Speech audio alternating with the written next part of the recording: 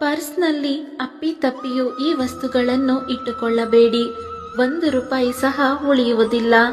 ಸತ್ತ ವ್ಯಕ್ತಿಗಳ ಫೋಟೋ, ಹಳೆಯ ಬಿಲ್ಗಳು ಹಾಗೂ ಹರಿದ ನೋಟುಗಳು, ಹಳೆಯ ಟಿಕೆಟ್ಗಳು, ಮಾತ್ರೆಗಳು, ಆಸ್ಪತ್ರೆ ಚೀಟಿಗಳು, ಸೂಜಿ, ಪಿನ್, ಆಣಿ ಇಂತಹ ವಸ್ತುಗಳನ್ನು ಇಡಬಾರದು ಹಾಗೂ ಹರಿದು ಹೋದ ಹಳೆಯ ಪರ್ಸ್ಗಳನ್ನು ಬಳಸಬಾರದು.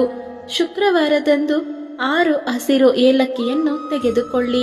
ಅದನ್ನು ಲಕ್ಷ್ಮೀದೇವಿಯ ಫೋಟೋ ಬಳಿ ಇಟ್ಟು ಪೂಜೆ ಮಾಡಿ. ನಂತರ ನಿಮ್ಮ ಪರ್ಸ್ನಲ್ಲಿ ಇಟ್ಟುಕೊಳ್ಳಿ.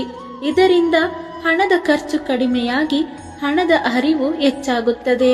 ತಿಂಗಳಿಗೆ ಒಮ್ಮೆ ಈ ಏಲಕ್ಕಿಯನ್ನು ಬದಲಾಯಿಸಿ.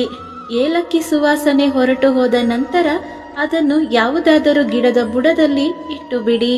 ಹರೇ ಕೃಷ್ಣ. ನಮಃ ಶಿವಾಯ.